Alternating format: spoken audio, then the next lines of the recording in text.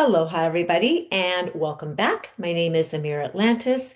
This is my fourth video on a presentation of teaching tools for your aura and aura health. If you missed my first three videos, no worries. Just jump on my channel, Ameera Atlantis Healer, and go in and catch up. In our last video, we went into our auras. We actually did a meditation to open up our auric fields and to determine what size, shape, where our aura is around us. Why is this important? Well, you're an energy being, right? You're an energy generator. Your aura is your sacred space. And so after we opened up our auras, we did the addition of the white light, which hopefully helped you feel a little less vulnerable, a little bit more empowered out in the world. That's really what this video series is for, is to help you to feel and move empowered. Because let's face it, when you were, a little kid, when you were in preschool, your parents, your teachers probably didn't talk to you about energy, probably didn't talk to you about energy or boundaries or consent, your sacred yes. One of the most important aspects of energy, working with an energy healer, or just being out in the world is how important your consent to energy is when you're interacting with everybody else.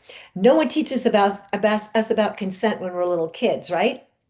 So now we're learning as adults the power of our voice, the power of our energy, and the power of our sacred no. So in this video, I'm going to talk a little bit more about the different types of energetics influences, how we get them, and what we can do about it. Because after all, nothing changes without awareness, right?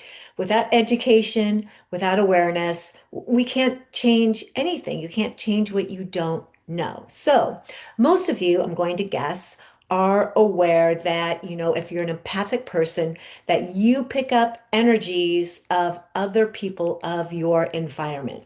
And when you do that, when we do that, we often don't feel very good. Have you ever walked into a room and like the energy was just so like heavy and intense that you could feel it? Like you could almost feel like you could cut it with a knife. Or you've walked in someplace and the energy feels dark and dense, or maybe it feels joyful and wonderful. You are a giant energetic sensor again. So when you go into a space, your energy already knows what's going on, whether you consciously know it or not.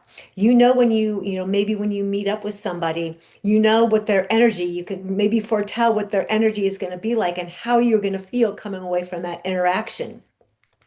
Or if you don't, and you're with somebody, maybe it's family, maybe it's a loved one, whoever it is, because you are empathic, maybe you are empathing, maybe your energy is absorbing whatever they were thinking or feeling. Because remember, thoughts are energy. Thoughts are a fine form of energy, intangible. Emotions are energy. The emotions and the energy and the thoughts that you send out of your energy field because you're a vibrating energy vibrator, that goes out and it ripple effects and it actually affects the world around you. So this is why our thoughts really are so powerful. It's why they say thoughts are things, because they turn into things. It's not so much your thoughts that create, but it's the energy behind your thoughts. The energy and the emotion behind a thought is what is going to take physical form, manifestation out in the world the quickest. So if you are thinking thoughts of, anger, illness, guilt, shame, blame, all those kind of lower vibrational moments or emotions, with a lot of emotion and energy behind them, well, guess what? Something is going to manifest in the physical realm around your experience because of the energy and the emotion and maybe the frequency of thought that you have placed out there. So there's a thought or an idea that if you hold a thought in your head for 17 seconds with a very high vibration of love or joy or trust or belief, that those are the thoughts that are going to manifest in your favor the quickest. But it can happen the opposite way too. If you are holding negative thoughts, low self-esteem thoughts, angry thoughts, and you hold them over and over again for 17 seconds or more with a lot of energy and intention, well, guess what? That's going to start to coalesce as your experience.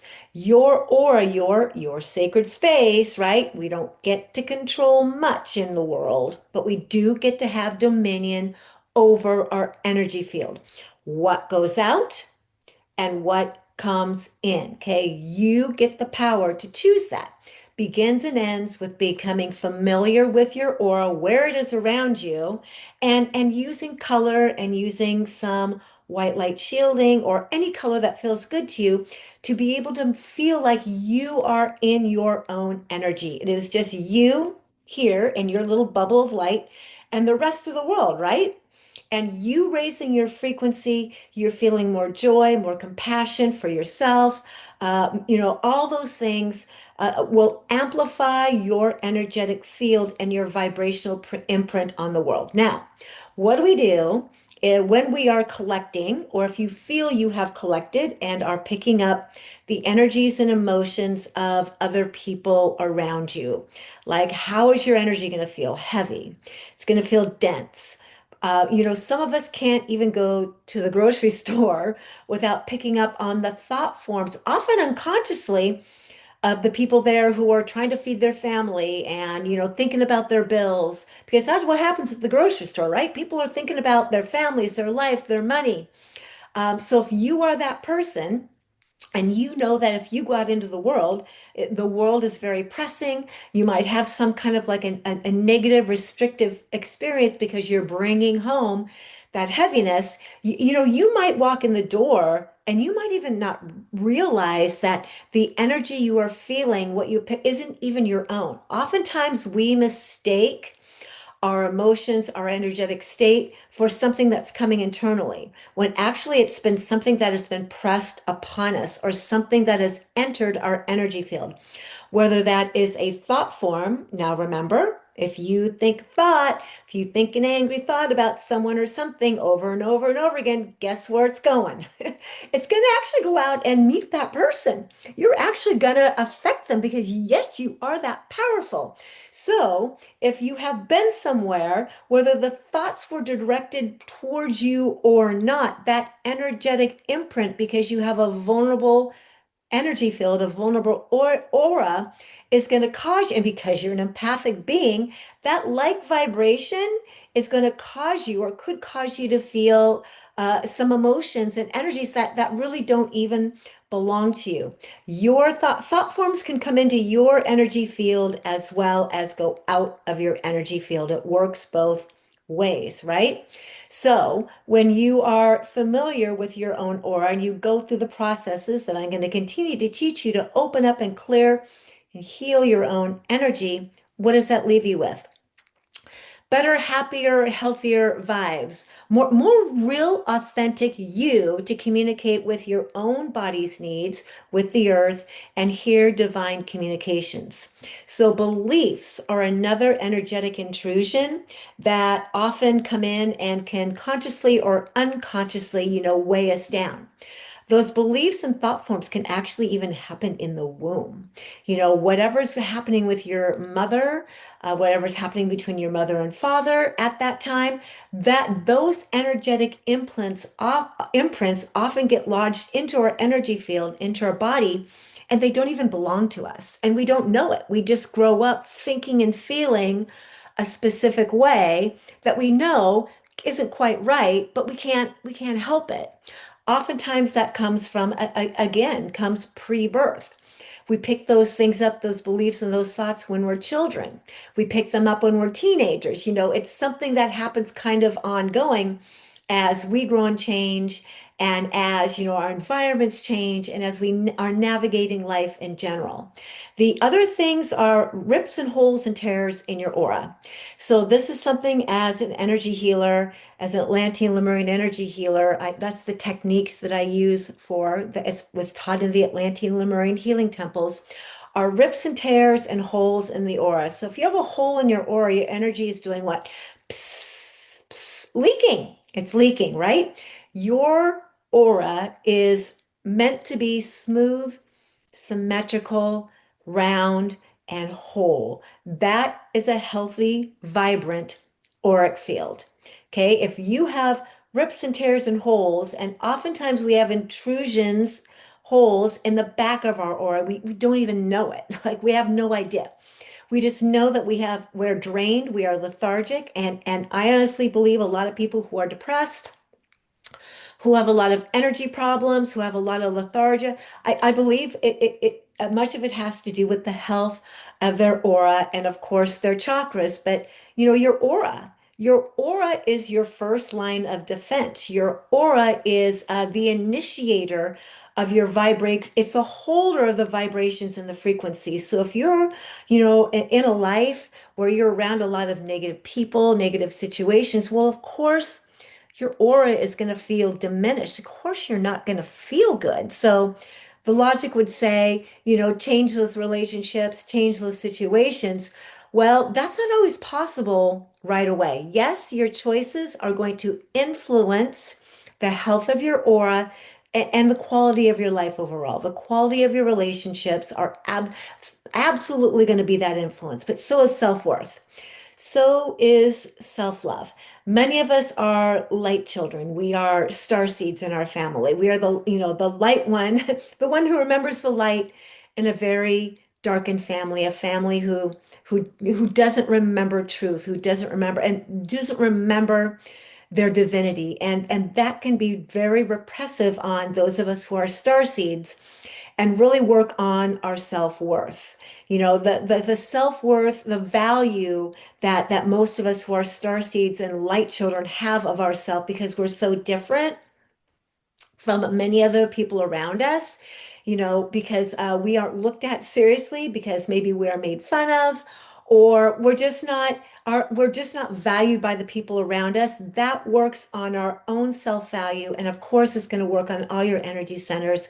It's going to work on your aura as a whole. So if I'm talking to you, please know that your value for coming here to this planet to help us has nothing to do with whether or not your family or the other people around you understand who you are.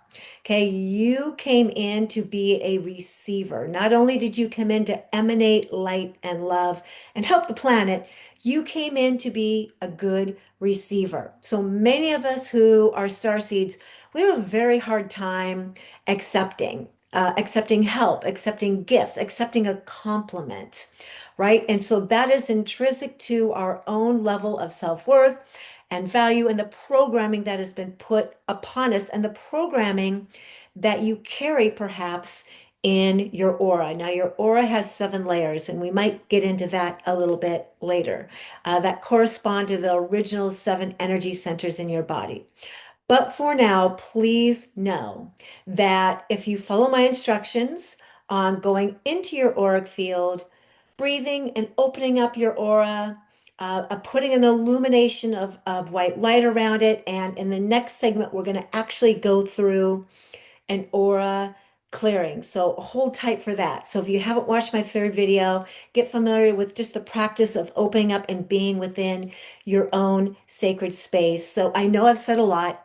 I know I've taught you many, many things right now, but very important, like the different energetic intrusions, thought forms, beliefs, rips, holes, and tears. There are other things that can factor in also, like if you're carrying an entity, or if you're carrying some kind of not crossed over being, which I see happen a lot as well. And if I'm talking to you, if you feel like you're carrying energetic influences in your aura that are maybe beyond your pay grade, or you need a little bit of help of assistance, please turn to a qualified aura or energy practitioner, a shaman.